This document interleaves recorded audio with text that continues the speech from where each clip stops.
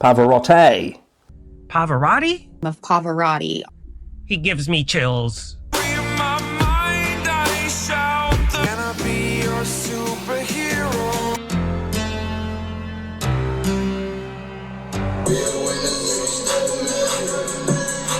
Let's listen to Pavarotti. Hello. Welcome to The Revealing. I'm your host, Pavarotti, and I'm here to discuss the Idaho 4 case. Now, it has been several days since we received some of those objections from the prosecution in this case.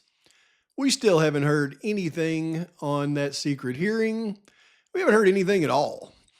And one thing that I do know is they haven't posted to the actual court docs yet where we can read them, but Ann Taylor did on the 13th, 2 days after that secret hearing, file her 20th supplemental request for discovery. And the discovery deadline for the prosecution we know is passed, but they still have the hearing coming up on January 23rd, same day as the motion to suppress hearing, to discuss all of the arguments related to the discovery. So I'm sure she's still putting in supplemental requests for discovery because she's going to be looking for some nuggets when it comes to that hearing. I don't know what to make of that, though, because if the secret hearing was the Franks, would a supplemental request for discovery mean that she did not get the first AT&T warrant suppressed? Or would the supplemental request for discovery simply be good lawyering and continuing to follow the process and continue to add bullets to the gun? I don't know. I guess we're going to have to wait and find out.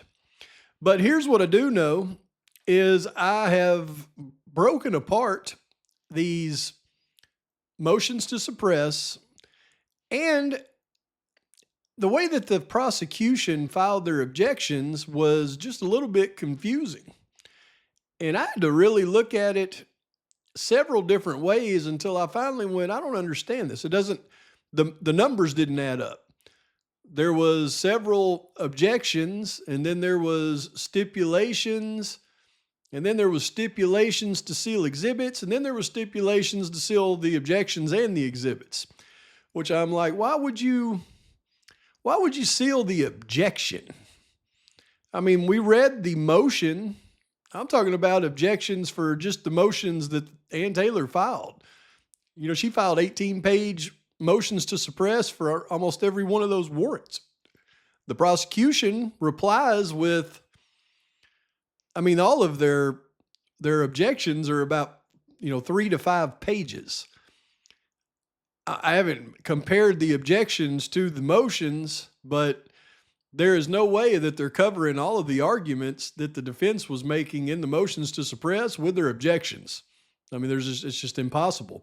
And citing, the argument from, it's like going through a spider web. I mean, they'll cite in their objection arguments from one of the other objections, and then you go to that one and they don't have the argument there either. They'll cite another objection, then you go to that one, and then finally you get to one that's suppressed. So, I mean, there's just some weird stuff going on that just isn't adding up. So what I did is go through and make a spreadsheet of every single motion to suppress that the defense filed. And then I coincided it with all of the objections that the prosecution filed, separated it with the motions to suppress the exhibits, and separated it with the motions to suppress the objection and exhibits. And by doing that, it finally became clear what I was looking at. There is 4 or 5, we'll look at it here in a minute, but 4 or 5 objections that the prosecution's filed under seal. And they haven't even posted that to the court doc site yet, just showing that they're filed under seal. They just, they're just not there. But even if they were there, we wouldn't even be able to hear the objection. And that doesn't make any sense to me. I mean, why wouldn't you be able to hear an objection to an 18-page motion to suppress? I mean, it's not like you're going to disclose information in the objection that wasn't already disclosed in the motion. Or I guess maybe there is something. I don't know. But at this late stage of the game, I mean, why so much secrecy around an objection? It's killing me. But also, with all of the deadlines for different things that the judge put out when he originally scheduled the trial, along with all of the hearings that he scheduled, that was very confusing as well. So I made a spreadsheet of dates and times that were available of everything that we should expect going forward in this case. And I'm going to share that with you as well. So if you're obsessed and you follow this case like I do, I think this spreadsheet on the trial dates and all the motion deadlines, I think it'll be helpful to you. I wish there's some way, maybe you can screenshot it and print it. I don't know, but just refer back to the video and, if you're curious about any dates. And I'll go through the hearing schedule with you and show you that I'm correct on everything that I put on, the dates. But by doing that, I did locate an unscheduled hearing that has popped up on their schedule based on the the court doc outline. So, and I don't know what it is, and it's happening like right before the trial. So I wouldn't think that would be a Franks hearing directly before the trial. In fact, I know it's not, because the Franks hearing at this point in the game relates to motions to suppress. So that's all going to be heard by January 23rd if it hadn't been heard already. So I don't know what this additional hearing that's popped up on there is, but everything's getting confusing to me at this point, and I'm getting frustrated because they're just keeping too much secret. With all the things that we're uncovering outside of this thing, the only thing I can think is all the things we're uncovering outside of this thing is what's dictating what's going on in this thing. And, oh, by the way, I had several people that always talked about how it sounded like I was recording from an echo chamber. So I got a new mic it's supposed to keep the echoes down. So we'll see how it does. Hopefully people like that better. I am talking into these mics. So calling all cars. Be on the lookout for a white Elantra and a white Ford truck. Maybe a BMW X6 Model M that has been wrapped. Let's get into it, folks. So again, here is the supplemental request for discovery. You can see defendant's 20th supplemental request for discovery. That was filed December 13th, 2024, 3 days ago, 2 days after that secret hearing. So it hasn't posted to the court docs yet, but that is on the case outline. So after all this time, there's still discovery that the defense doesn't have. And, it could be anything. It could be the video from Red Star Coffee or the other 5 businesses along 270 that they didn't have video for. It could be cast information that they never received. It could be drive test data that Cy wanted. It could be Gypsy Java's, missing time before 5 a.m. Wasankari Construction's missing time before 5 a.m. Or Monday's machine that's missing altogether, but it's shown that law enforcement collected it. We know those are the 3 that they would really like to see. But you know what? It just kills me because I've watched that testimony of Brett Payne so many times. But this last time, I finally realized that, the first part of that, she was hammering him on Monday's machine because the video wasn't there at all. And she asked him if he knew where it was, and I showed you on a map. It's 100 feet south of Moscow PD on the main road. And he said, "No, I have no idea where it's at." She gave him the address. I still don't know where it's at. But then at the end of the hearing, when she started asking him about the Gypsy Java, Wasankari being after 5 a.m., the pertinent time missing, she asked him again about Monday's machine, and he said he knew exactly where it was. Freaking ridiculous. All right, so what I did with these motions to suppress, and this is the only way that I could really figure out what in the heck the prosecution was doing. But you can see in this first column here, I've listed all of the defense motions to suppress and the motion for Franks, which is a supplemental motion to suppress for the AT&T warrant. So the first column, 1 through 14, is all of the defense motions. The second column is all of the state's objections and how they objected. And you'll see I've color-coded it as well just to try to help you figure out, my maniacal mind here. Everything you see in yellow, the state sealed the objection. So we don't even get to hear their arguments on the objections.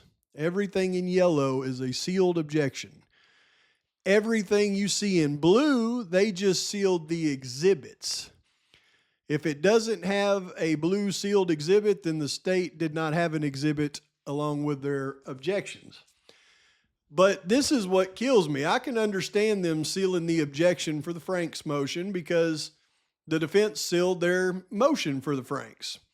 I can understand them sealing their objection for the motion to suppress the IGG because the defense sealed their motion to suppress the IGG.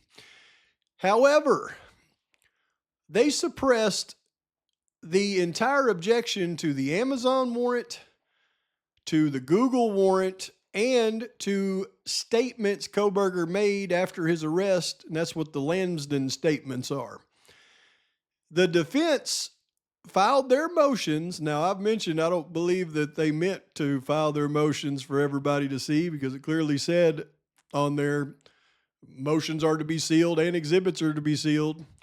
A lot of people out there disagree with me on that. They can disagree all they want, but this right here is proof of it. Those motions that the defense were supposed to file under seal didn't get filed under seal because of J-Logs did not follow the procedure.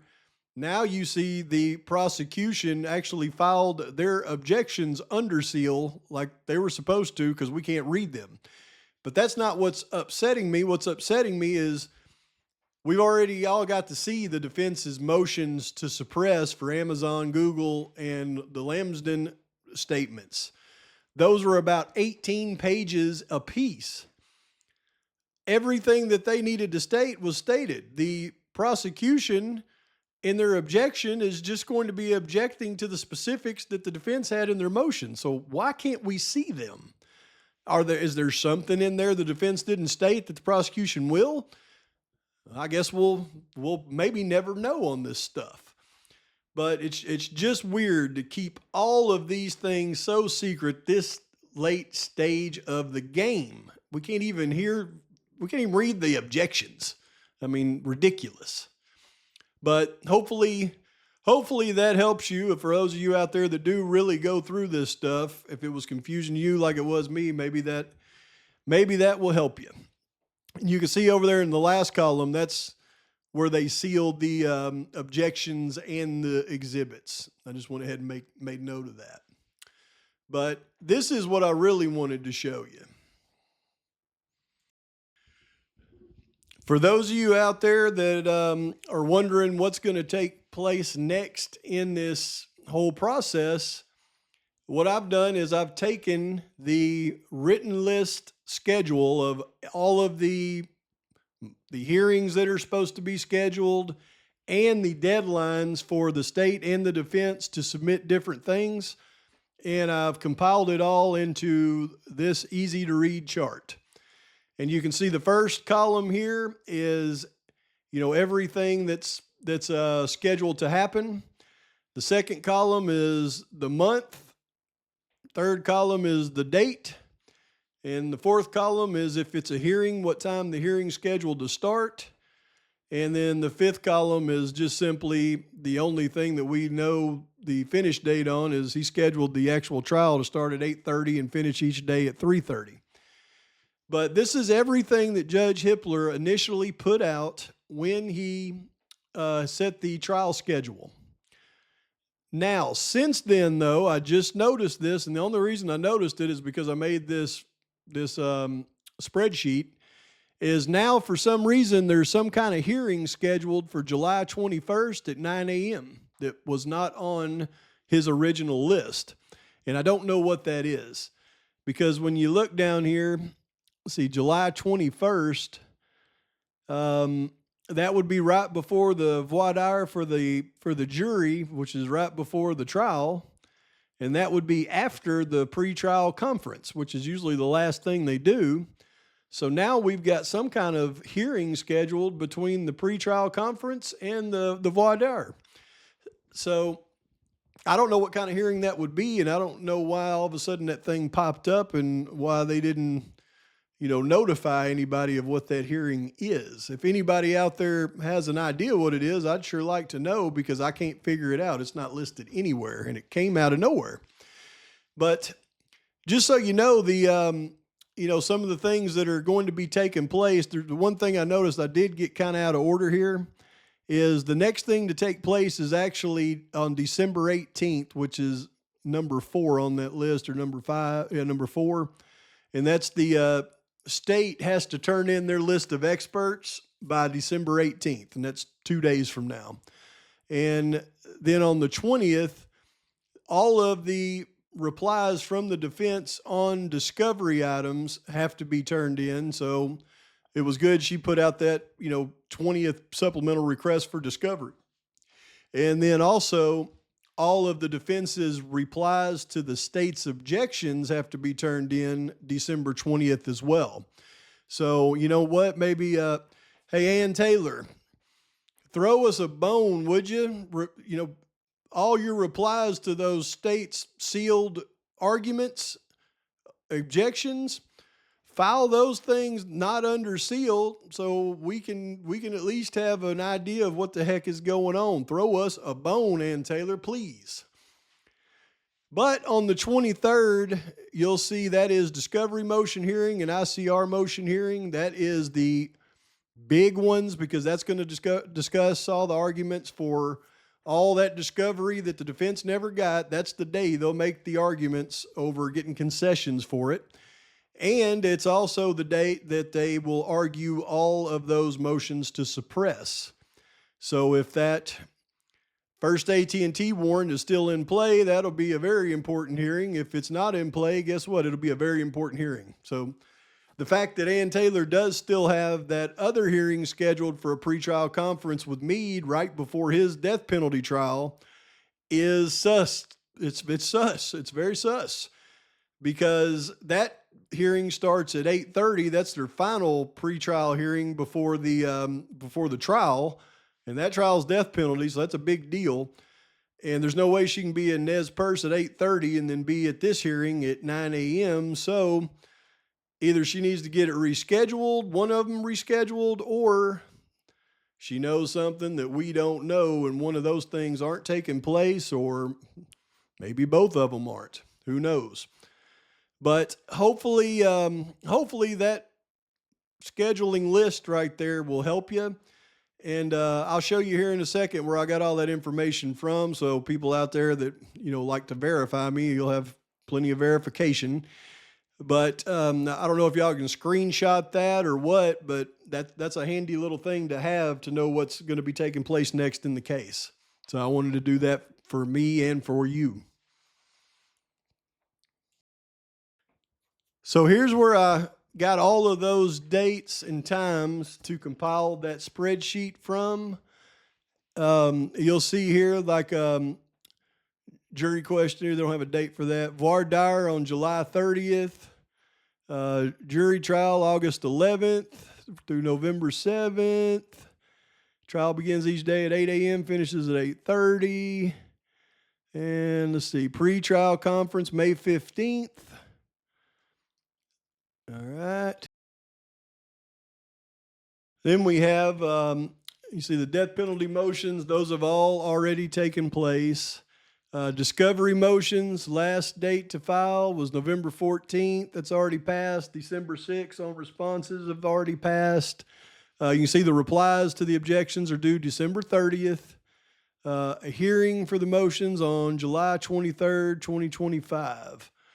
And then the ICR motions, again, it'll follow the same schedule we just looked at for discovery. November 14th, December 6th already passed. Replies are due December 20th, hearing on January 23rd. And then the motions in limine, all the motions are due by February 10th. Responses March 3rd, replies March 17th, and then the hearing on April 3rd. So see, nothing in there so far about that July special hearing that's popped up. But then we've got the defendant's discovery deadline, January 9th. Expert list, there's nothing in there. State's guilt phase experts, December 18th. Defendant's guilt phase experts have to be disclosed by January 23rd. All right. And then you can see rebuttals for the guilt phase, February 13th. State's penalty phase experts, January 27th. Defendant's penalty phase experts must be disclosed by March 31st. Rebuttal to the penalty phase experts, April 28th. Hopefully we don't get to the penalty phase in this thing. And then you can see jury questionnaires. They're going to be filed under seal March 24th. Objections March 31st. The proposed questionnaires will be held April 16th. Jury instructions, trial briefs, April 14th. Proposed exhibit list will be filed and exchanged by April 21st. Copies of exhibits, April 21st. And let's see, I'm just trying to make sure I didn't miss this July hearing that's popped up on this schedule. Honor before May 14th for objections to be filed to the exhibits. Guilt phase lay witness list, April 21st. Penalty phase lay witness list, May 5th. Yeah, there's nothing that July extra hearing it was not scheduled. So it is now. So I don't know what it is. Anybody has an idea, please let me know, because I am curious when there's an anomaly like that in something. But well, there we have it. I hope that helps you to understand what's going to be taking place going forward, even though we don't know what the heck's going on right now.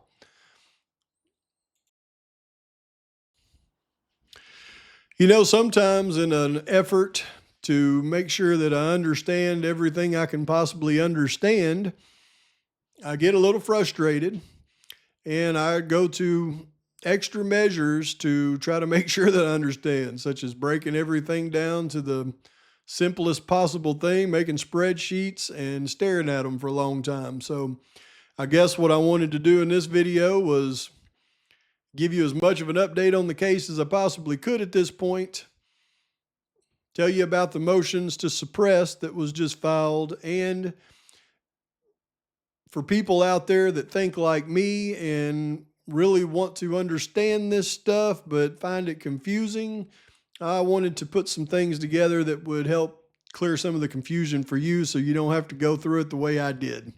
And then for everybody else, I guess I made you suffer through what I went through. Sorry about that.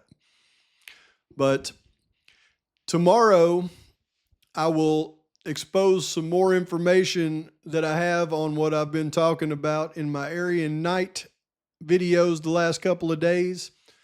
We might get a little bit into Mr. Henderson and how all of that fits in. And I have some other things that I want to discuss with you. And I'll get that out to you tomorrow night. If we don't hear anything else about the Kohberger case between now and then that'll be the next time that I talk to you. Also, I have been doing quite a bit of remodeling that I mentioned in between researching, investigating, and doing videos here for the last month or so. And we went ahead and took off another month so that we could get some things around here finished. And I worked on I got an odd size door, an exterior door. And when you have an odd size exterior door, they can't just make one to fit. So it is a process to custom cut a exterior door to the proper specs and fix the hinges and and put the knob placement correctly and get everything right. It is a chore. So I worked on that most of the day today, and I'm gonna have to work on it a little bit more tomorrow till I'm finished. But I'll probably here pretty soon take several days off to really dive into the things that I'm working on and get those things knocked out before it gets too cold. But in the meantime, please like and subscribe to the channel. Post your comments, your thoughts, your criticisms. And until next time, Pavarotti's out.